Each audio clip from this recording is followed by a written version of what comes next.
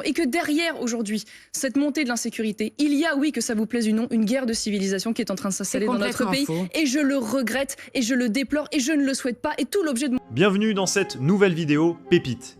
Aujourd'hui, Mathilde Panot se retrouve face à Marion Maréchal sur le sujet de l'ensauvagement de la société. Et comme vous allez le voir, Mathilde Panot va se faire atomiser. En effet, pour Panot, il n'y a aucun lien entre immigration et insécurité. Et le vrai problème de la France aujourd'hui, c'est pas l'immigration ou insécurité, mais plutôt la montée de la famille Le Pen qui, à travers le Rassemblement national, divise la France. Seulement, Marion Maréchal va démonter un par un ses arguments et apporter des preuves concrètes face au déni de Mathilde Panot. Je vous laisse voir. Écoutez-moi, sinon je peux pas parler, c'est quand même incroyable, vous avez vraiment du mal avec la vérité. Centre d'études prospectives et informations internationales, deux chercheurs qui ont démontré qu'il n'existait absolument aucun lien entre immigration et délinquants. Je vais vous dire un scoop, Madame Marion Maréchal Le Pen. Premier scoop, tous les exilés, loin de là, ne sont pas des délinquants dangereux. C'est pas ce que j'ai dit. Par contre, tous les Le Pen sont dangereux pour la République. J'ai dit qu'il y en avait de même, il y a des personnes qui, effectivement, commettent des délits et des crimes, qui sont des personnes arrivées sur notre territoire. Et là, la République punit ces délits et ces crimes. Et là-dessus, Mathilde, pardonnez-moi pardonnez-moi parce que moi, j'ai pas un scoop, j'ai des chiffres. Non, mais juste une seconde. Pardonnez-moi d'intervenir. Donc, c'est faux. Osez dire qu'il n'y a aucun lien entre immigration et insécurité aujourd'hui dans notre pays. Je vais vous donner les chiffres du ministère de l'Intérieur. Je vais pas les chiffres. Je peux intervenir dans ce débat. C'est quand même essentiel. C'est quand même essentiel. D'un mot.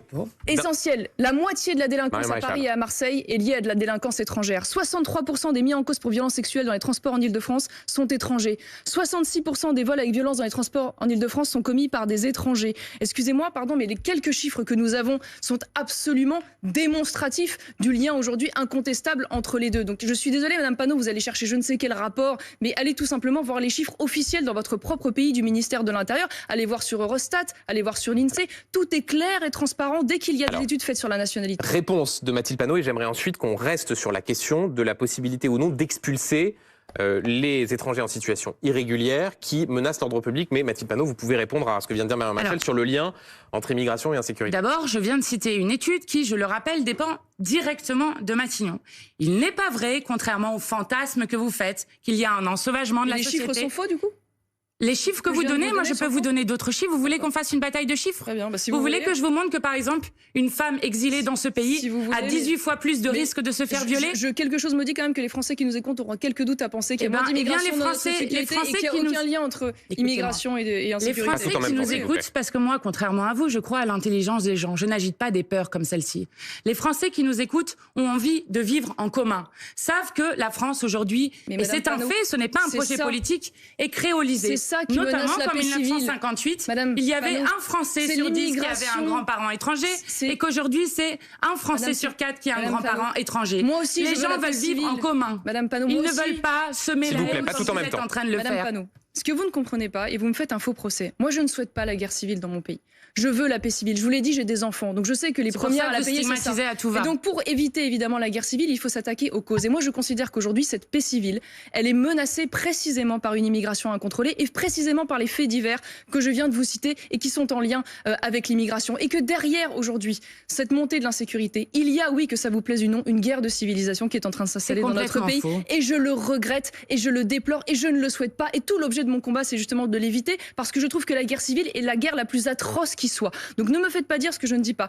Mais quand je vois, oui, qu'il y a aujourd'hui dans notre pays, et vous avez regardé certainement ces sondages avec beaucoup d'intérêt ces dernières semaines, il y a indéniablement aujourd'hui une part de plus en plus importante de Français de confession musulmane dans notre pays qui veulent imposer une civilisation islamique sur notre sol, qui est incompatible à certains égards, je suis désolée de vous le dire, avec la République et avec la France, qui veulent remettre en cause la loi commune pour obtenir des dérogations au nom de la religion. On l'a vu dans ce sondage de façon très majoritaire sur le port du voile et de la baya à l'école. On l'a vu sur les menus confessionnels également à l'école. On l'a vu sur la volonté d'accorder des dispenses aux jeunes filles, dans les piscines scolaires. On l'a vu sur le fait qu'aujourd'hui, dans les lycéens, près de 30% des jeunes musulmans ne condamnent pas totalement l'assassinat de Dominique Bernard. Mais ça, c'est pas un conflit de civilisation. Vous pensez qu'il y a une cohabitation possible avec des jeunes gens qui aujourd'hui trouvent des excuses au fait qu'on assassine un professeur qui s'interpose entre des élèves et un islamiste? Vous voyez pas Pardon d'intervenir. Là, on est passé d'un débat sur... Non, mais vous allez répondre. Là, vous pouvez pas à chaque fois la laisser dérouler. Mais pas du tout. Pas du tout. Mathilde Panot, j'essayais juste de préciser pour ceux qui nous regardaient qu'on était parti précisément de la question de l'immigration à la question d'une entre guillemets, guerre de civilisation et que vous mettiez en avant la place de l'islam dans la République. Et bien évidemment, je vous laisse répondre, Mathilde Panot, c'était juste pour que ceux qui nous regardent essayent de suivre sur le fil conducteur de ce débat. Donc effectivement, Monsieur Zemmour, comme Madame Maréchal Le Pen, ne cesse de dire qu'il faut choisir pour nos 6 millions de concitoyens de confession musulmane entre l'islam et la République, ce qui est complètement à l'opposé de ce que la France a toujours été. La France ne sera jamais une nation ethnique, Madame Maréchal Le Pen. Elle sera toujours une nation politique. Autour d'un contrat politique qui s'appelle liberté, égalité, fraternité. Écoutez, je vous interromps pas toutes les 2 minutes, donc laissez-moi parler. À l'islam de s'adapter à la France, et pas à la France de s'adapter à l'islam. Les musulmans sont des gens comme les autres. Et je vais vous dire, être français, ce n'est pas une langue, puisque nous la partageons avec 28 pays. Ce n'est pas une religion réelle ou supposée. Être français, c'est adhérer au contrat, liberté, égalité, fraternité. Dites-nous en commentaire ce que vous avez pensé de cet échange. Pour ma part, je trouve que Marion Maréchal a raison. Quant à Mathilde, je trouve qu'elle est pour la disparition de l'identité française dans une sorte de créolisation bizarre. En tout cas, abonnez-vous et à très bientôt.